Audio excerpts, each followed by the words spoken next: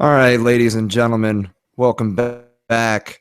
We know we've been gone for a while, but here's your favorite podcast, Panda Watch. Here, Gosh. here with your boy, Kev Ma, Hey, Steven. hey, hey, what up? What up? What up? Sorry we've been gone so long. It's mainly my fault. I decided to get a real job in New York City, so I'm not down in DC every weekend like I used to be.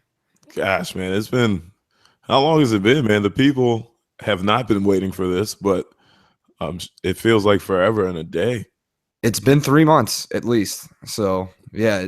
I mean, it's a long time. I It's feel been a long like time, man. We shouldn't have left you without a dope beat to step to. Step two. Sorry, that wasn't microphone problems. That was me trying to get the beat going. Sorry, guys. We're just all over the place. It's been a while. It's been a while, but now we're back to bring you your favorite in sports, current events, crazy news, and of course, racial news. Racial news. Racial news. Yeah, I couldn't think of a better word for it. A racial spin. We'll put a racial spin on it. How about that? That's regular news, current events, and then there's racial news. Yeah. Racial news is different. Can you tell we haven't done this in 3 months? Oh man. So what are we gonna get up? What are we starting off with today?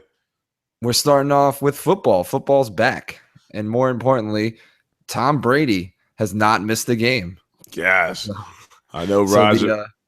Yeah, I mean, opening day, the commissioner was nowhere to be found, man. Yeah, he wasn't, he wasn't at Gillette Stadium. He's like, nah, I'm not coming. I mean, he wants to play it like I wanted the Patriots to have their moment, but it was like, dude, you just got embarrassed in front of the whole world, and you're like, I can't go there because they're gonna rip me apart. Yeah, I mean, definitely. If he had showed up to the game, if I were the Patriots, I would have done like a special halftime tribute to either just Tom Brady or like done like a tribute to NFL footballs or something. You just have a United Way commercial with Tom Brady, just him like being super perfect. Yeah, pretty much. Just like him and all he's done for the community and tossing around like Nerf footballs with kids or something. And then him working like an air pump when the balls are getting low. And then the last thing, you just splice in Goodell bot and you just leave it like that. Yeah. Yep, pretty much. Gosh. So besides the Patriots, who are a 2-0 team to start the season, nobody's really shocked there. They beat down on the Steelers pretty good on Thursday night, opening night. Then, of course, they took to task the Bills last week. Bills, the surprise Bills. Right. The surprise Bills who pretty much took your team to task. I mean, week one, right? Yeah. They own the Colts week one. They did whatever they wanted to do.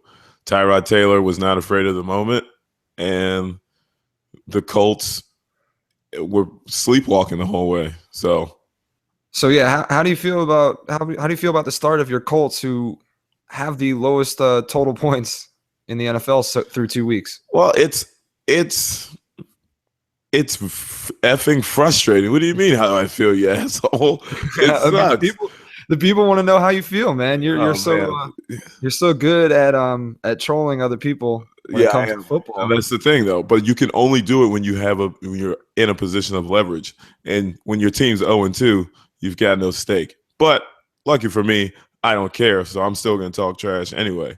But I mean, the Colts, they were billed in the preseason to be one of the highest scoring offenses in the league. To have 21 points through 2 games, even though you've played the Bills defense with Rex Ryan and him being, blitz crazy, and then you go to Todd Bowles in New York coming over from the Cardinals.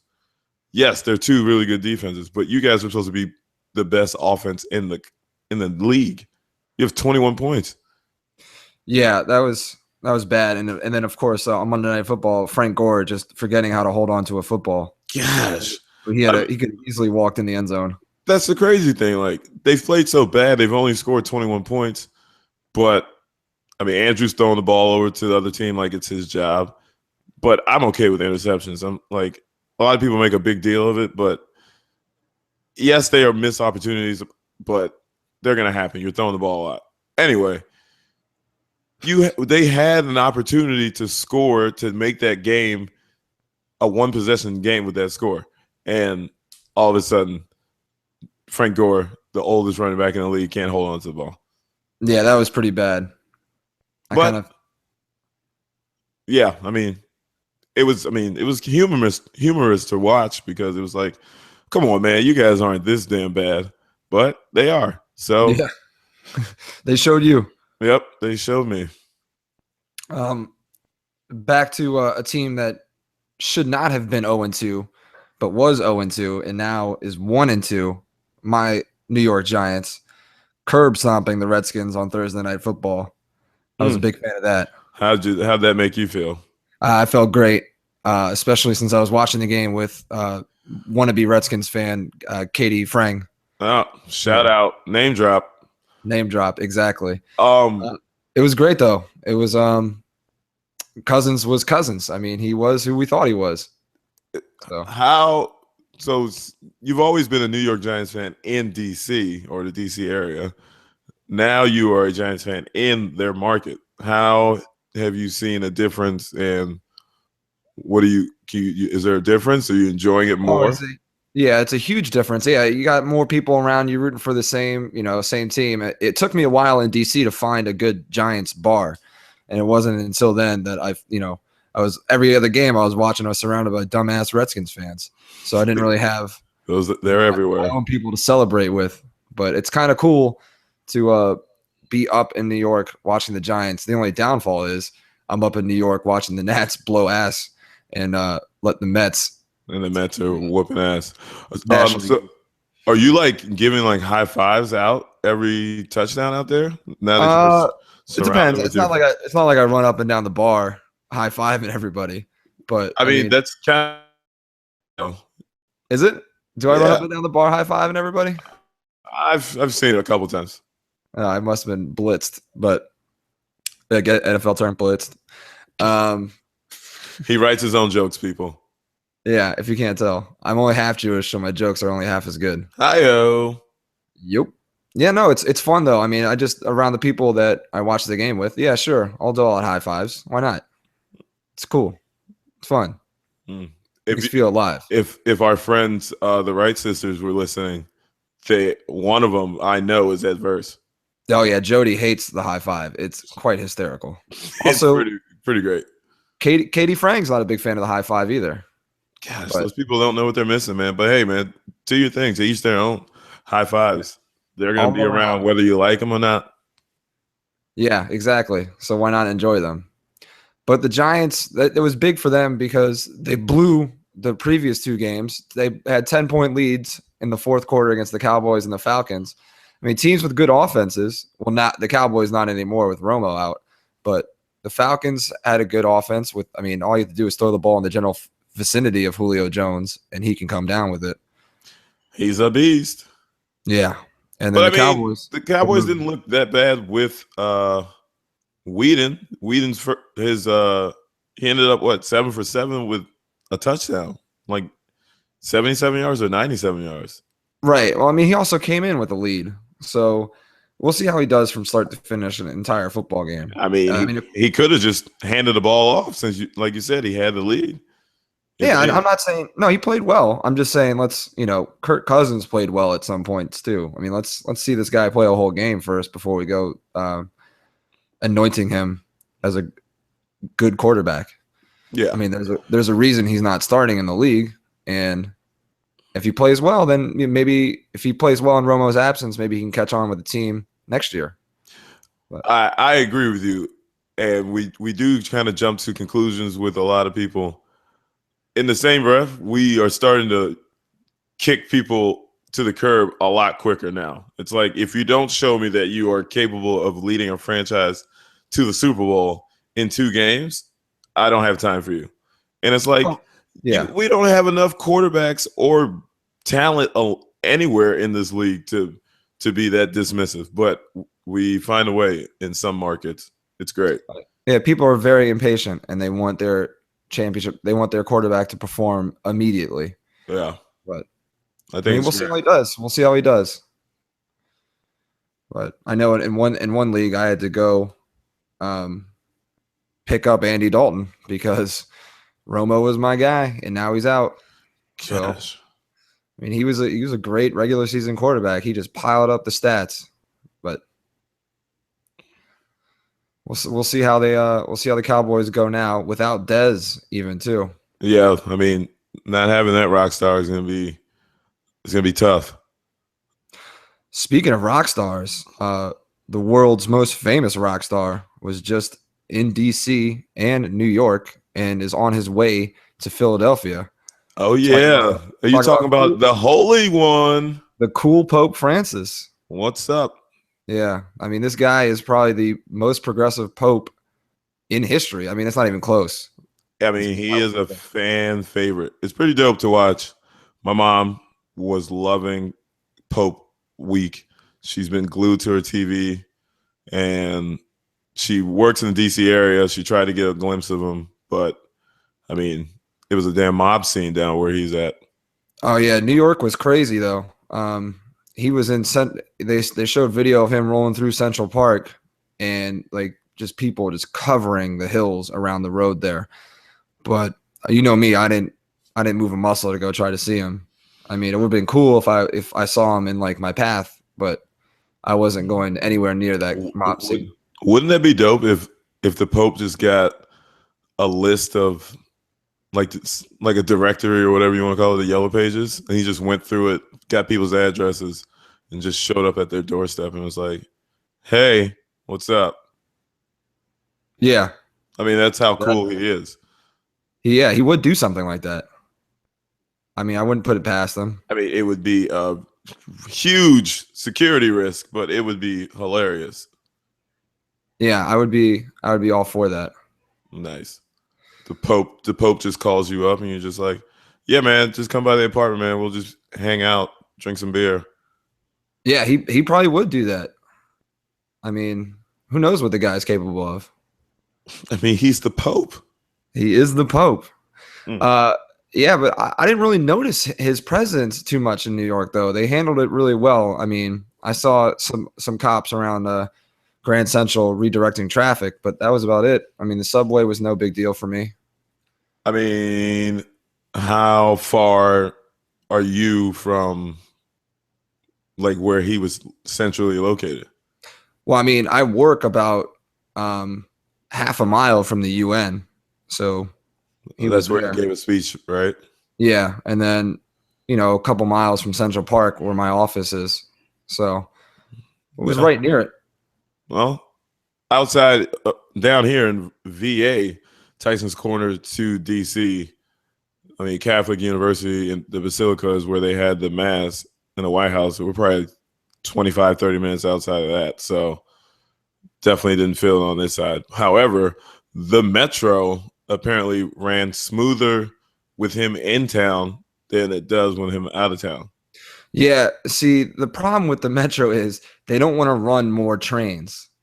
But they do it when they have a special event like this, and then they realize like, oh shit, if we run more trains out there won't be delays and overcrowding, and we won't have to offload trains.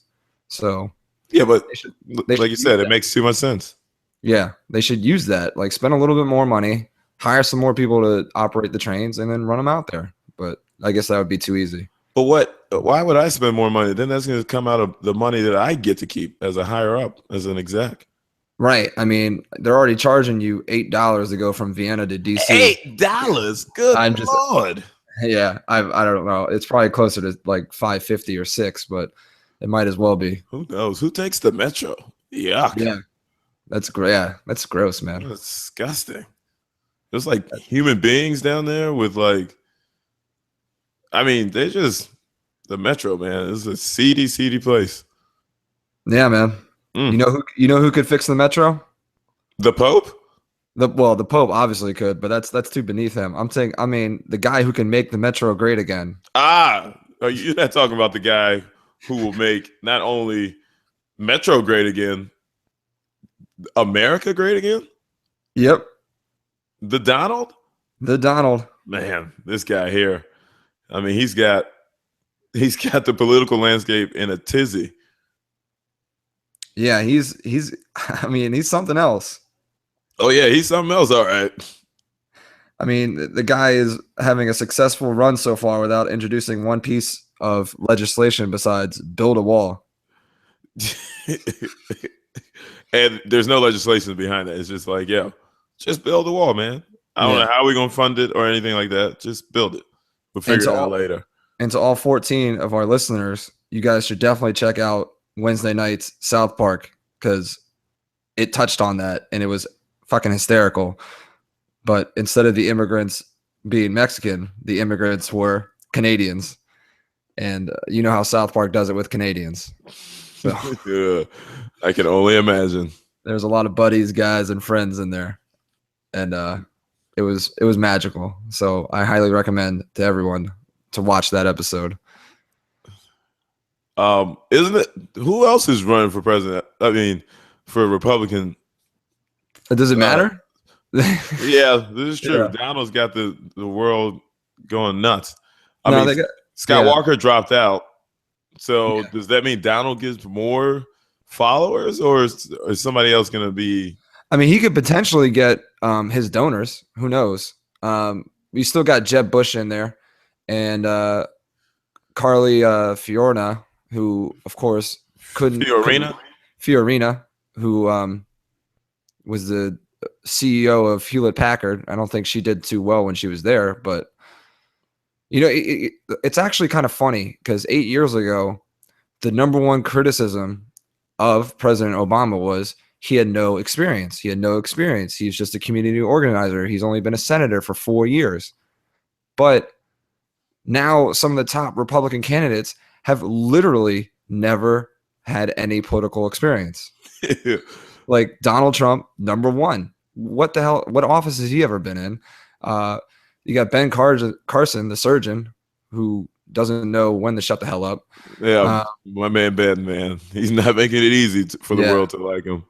And Fiorina, who was just the CEO of Hewlett Packard. Yeah. Yeah. So, I mean, the number one.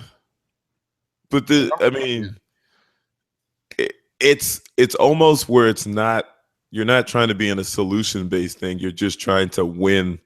That's all politics is like turned into. Like there's so many issues out there that can be addressed and with bipartisanship, but nobody wants that. People just want the control. Right. Yeah. But don't worry. If Donald doesn't do it, then we'll just play 808 and Heartbreaks and everybody will be okay. Because when Kanye becomes president, this motherfucking place is going to be the shit. Yeah. What is he? Is he running for 2020? Is that what he's going for? 2020, man. The whole United States of America will not be saying the Pledge of Allegiance anymore. We don't. But we'll be saying, we'll just wake up and sing All of the Lights. Yeah, pretty much. Every day.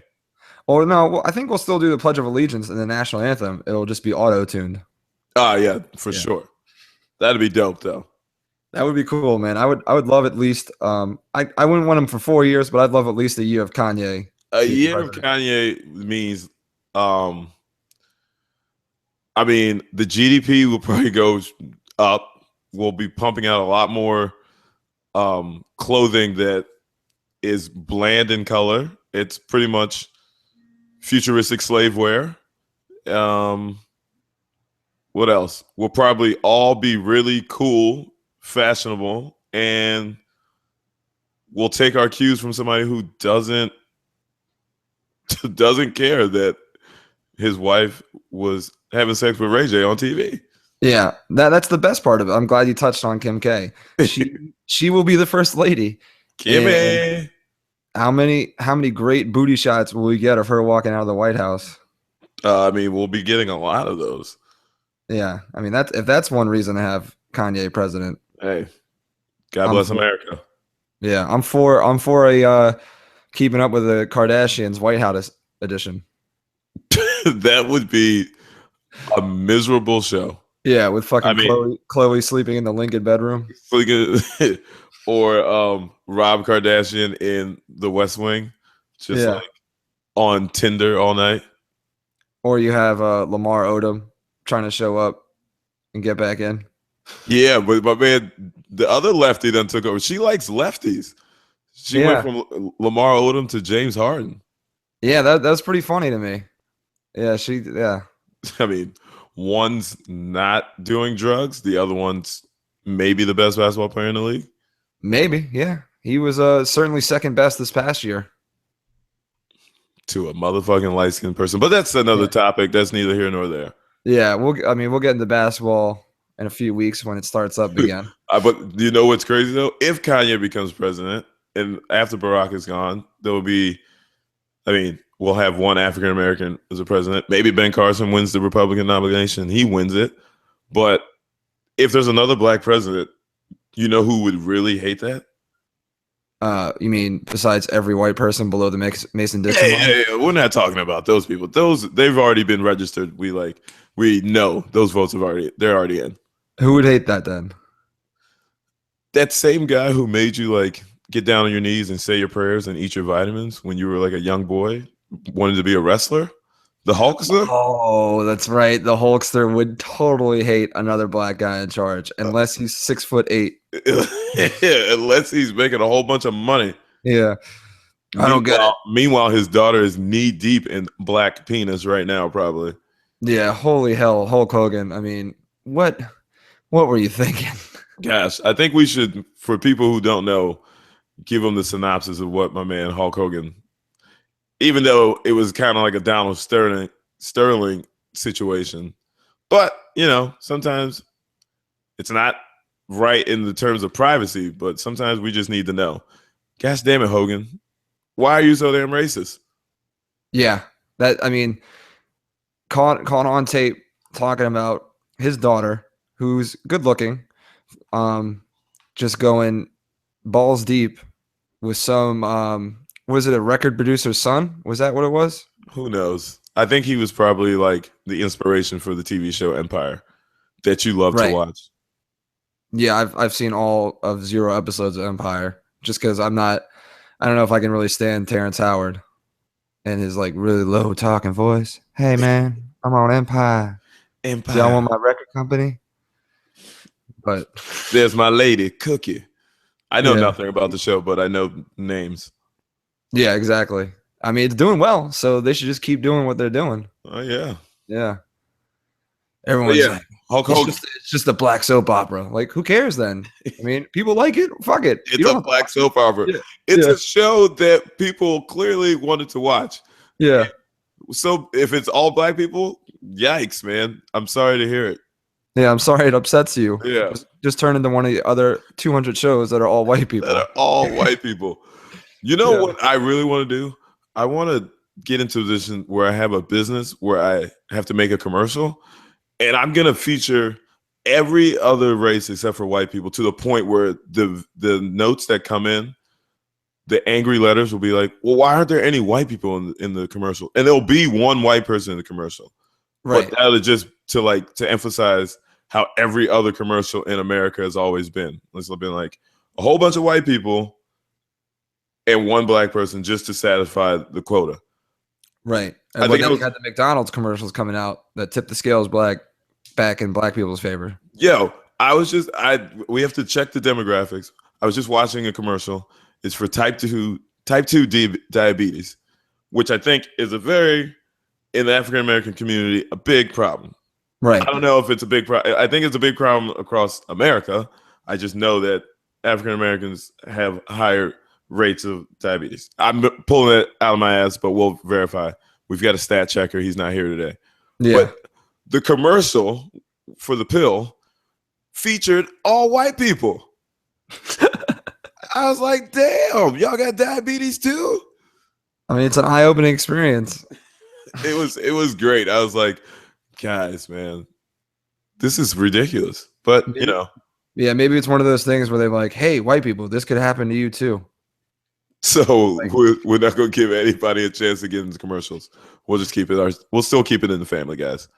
Right. And the second somebody sees something, a minority stepping up, they're like, whoa. This might be threatening our majority. Let's slow it down here. Let's slow it down. Yeah. Win by suffocation. That's the white people way. Yeah. Well, hey, man, I'm looking forward to the presidential elections. It's going to be good. Yeah, I think you know who should throw his hat in the ring is my good friend, someone I saw on the street the other day. Oh, this is good. Jimmy McMillan. Jimmy McMillan. For those who don't know who Jimmy McMillan is, he is the rent is too damn high party leader. Breakfast, lunch, and dinner. Yeah, he wants you to have enough money for breakfast, lunch, and dinner. I mean, there's some people out there whose stomachs are really rumbling right now. They don't have any money for breakfast, lunch, or dinner. I think it's great though how he drives his car around. His car is literally. Where did you see the legend at? I saw him in the East Village. He was literally driving around in a car. It was a white car, and it had his face all over it, and it said the rent is too damn high. And he was literally just sitting in the car. Like, was it like a parked car of his face, or his face like multiple times over? I only saw one side of the car, so it's just like a big face with a Santa Claus beard. Yeah, pretty much. And those glasses. Yeah, and obviously I wasn't the only one who saw him, and some people went up and took a picture with him. And then I think he drove across the street, and I was like, I wonder why he left. And one of my friends was saying, well, he probably just didn't want all the attention. So obviously, someone trying to avoid attention should definitely keep driving around in a car with their picture plastered all over it. Oh man, I mean, Jimmy's a man of the people, Maybe, I mean, attention, yes, but he just wants to put a spotlight on the rent is too damn high. Yeah, you live in New York City. Is that rent low or high? It's pretty high. I mean, my apartment is not the biggest apartment, but I'm on the Upper East Side, so I pay less rent than a lot of people. I thought you were going to come in and be like, well, it's not that bad. Jimmy, I don't know what he's talking about. Yeah, here's what I've gotten used to. It's not bad for New York City. And that's when you can't compare it to the rest of the country. Yeah. Besides maybe San Francisco, whose rent is just as high as here. I mean, San Francisco, those motherfuckers are bonkers over there. Yeah.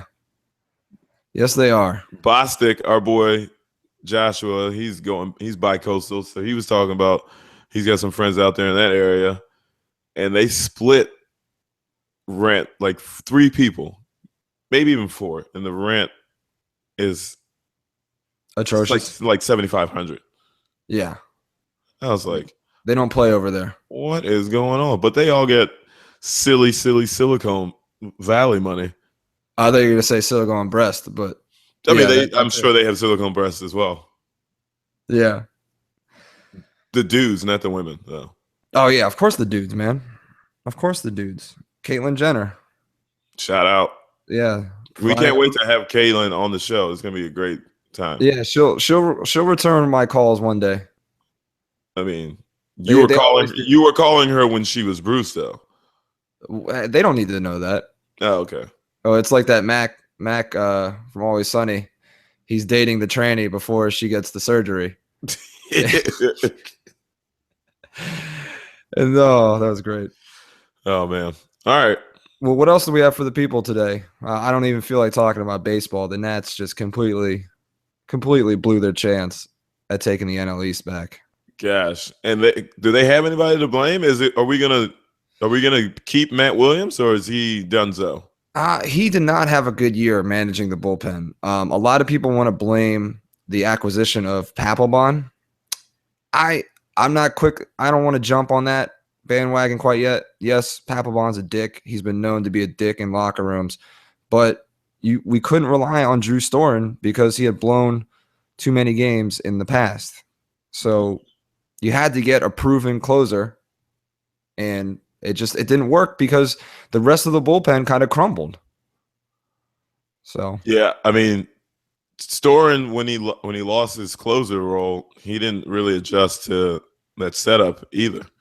That's to me that's the worst part about the closer role and the save stat. It fucks with people's heads so much that if they don't get the stat, then they don't give a shit. Like whenever someone brings in a pitcher and they're like, "Oh, it's not a save situation. I wonder how I handle it." You should just fucking handle it and do your job because you're getting paid a shit ton of money to play a game.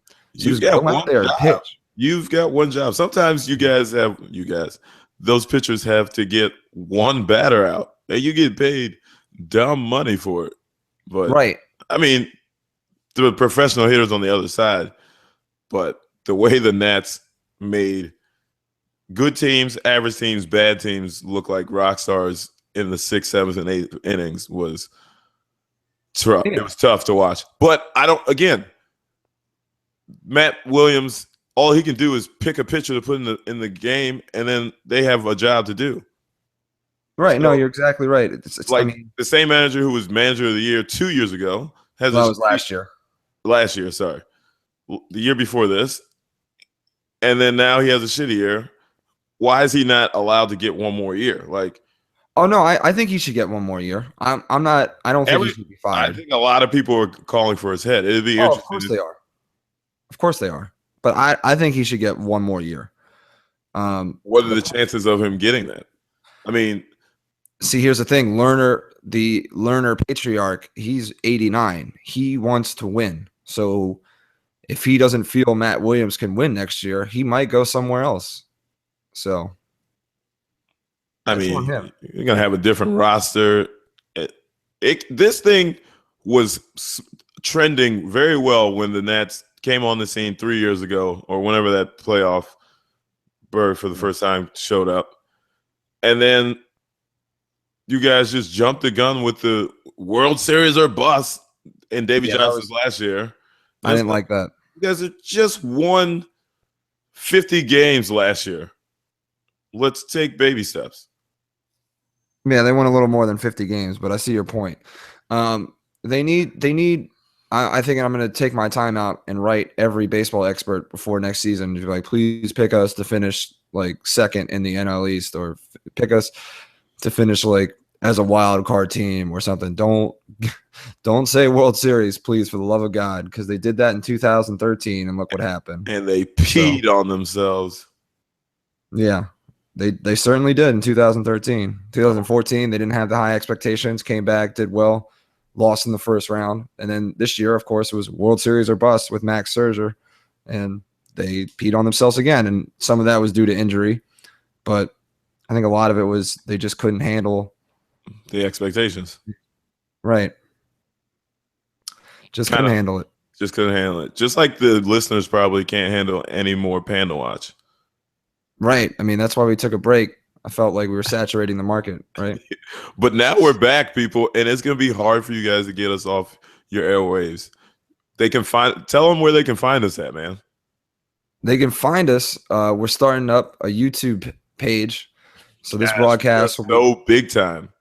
Yeah, we'll be starting up a YouTube page. We're on Instagram with the username PandaWatch Podcast. We're on Twitter at PandaWatch Podcast. We'll be sending out Twitter. I guess it's time for It's Your Boy Kev Ma to get on Twitter. Yeah, you need to get on Instagram too. I don't know, you're slacking. I'm slacking and I'm macking.